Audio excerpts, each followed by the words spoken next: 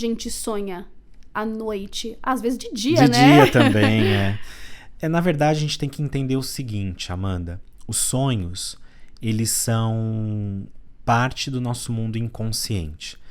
Eu gosto muito de entender os sonhos como mensageiros da nossa alma, né? Olha que interessante. Os sonhos é uma comunicação do nosso inconsciente para o nosso consciente.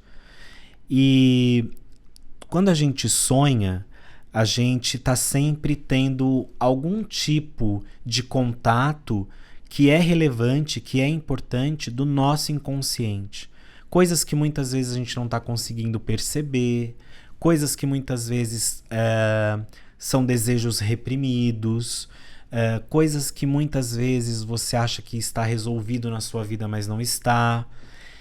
E às vezes o pessoal fala assim, nossa, mas eu sonhei uma coisa absurda. Sei lá, sonhei que eu pulei uma fogueira com guarda-chuva aberto. Mas quando você vai analisar o sonho, quando você vai em profundidade buscar o significado desse sonho na vida da pessoa, você vai ver que aqueles símbolos têm um código. O inconsciente fala com a gente através de códigos, de símbolos. E isso está muito ligado com o nosso arquivo pessoal de memória.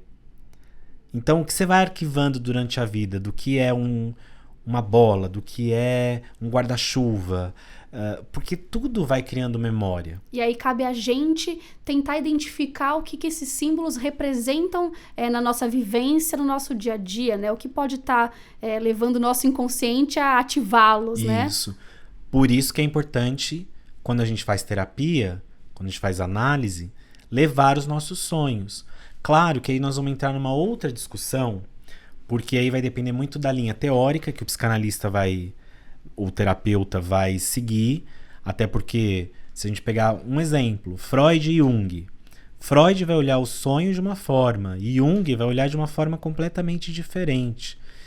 Então, por exemplo, para o Freud, você buscar significado para os sonhos é uma baita bobagem, né? Porque esses manuais de sonhos, por exemplo, para os analistas, a maioria deles, não só os freudianos, é uma bobagem, porque eles dizem o seguinte, não dá para você dizer que xícara representa a mesma coisa para todo mundo. Cada pessoa vai ter uma vivência, uma memória, uma história para contar diante desse símbolo, que eu acho muito legal, acho muito coerente. Mas tem linhas teóricas de terapia que não vão admitir essa dimensão tão simbólica como a gente acredita.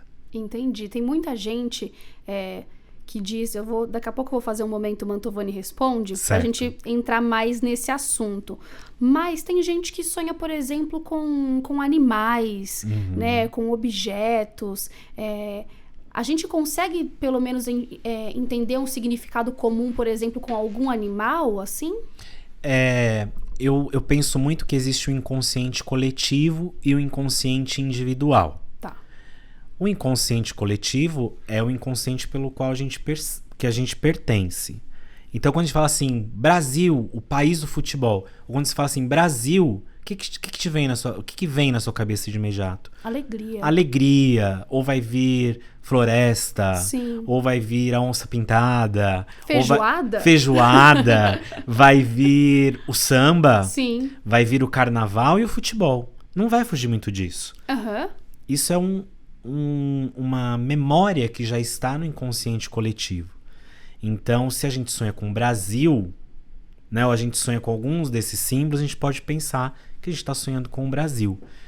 Estou falando de um exemplo bem bobo, mas acho que dá para a gente entender.